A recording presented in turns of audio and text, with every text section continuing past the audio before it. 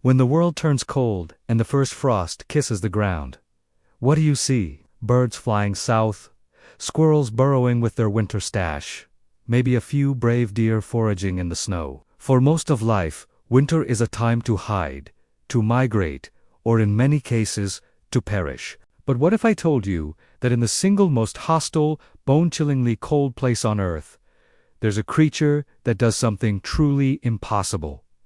It doesn't run, it doesn't hide, it simply freezes. Solid. And then, when spring returns, it thaws out and carries on as if nothing happened. This isn't science fiction. This is the incredible true story of the Antarctic Midge, the undisputed champion of survival.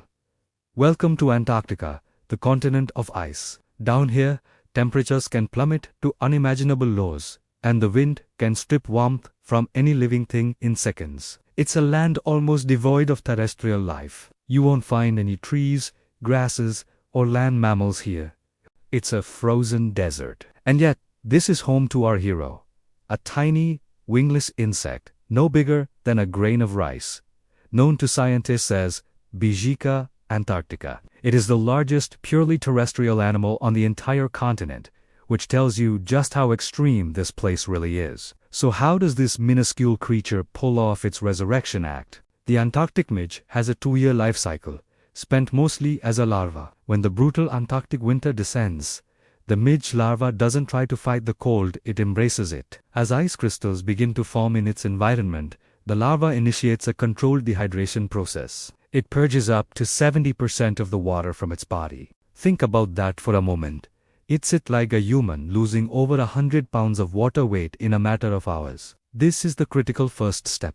By reducing its water content, the larva minimizes the damage that ice crystals can cause. Ice expands, and if it formed inside a fully hydrated cell, it would be like a tiny bomb going off, shredding the cell from the inside out. But our midge is smarter than that. With most of the water gone, what's left is a highly concentrated, syrupy fluid. As the temperature continues to drop, this fluid doesn't form sharp, destructive ice crystals. Instead, it vitrifies. It turns into a glass-like solid state, effectively preserving the larva's internal structures in a state of suspended animation. For the next 6 to 8 months, the Antarctic midge larva is frozen solid.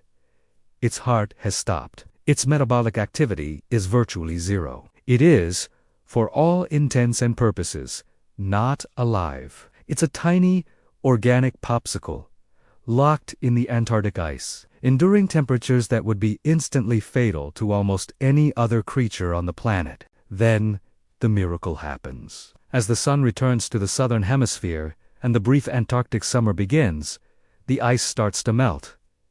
The midge larva thaws. It slowly rehydrates, absorbing moisture from its cells plump back up, its metabolism flickers back to life, and within hours, it's wiggling again, ready to feast on algae and bacteria. It will repeat this incredible freeze-thaw cycle multiple times throughout its 2-year larval stage. It's a life of constant death and rebirth. This remarkable ability isn't just a cool party trick. It's a masterpiece of evolution that has allowed this tiny insect to conquer the most inhospitable environment on Earth. Scientists are studying the Antarctic midge intensely, hoping to unlock its secrets. Imagine the applications.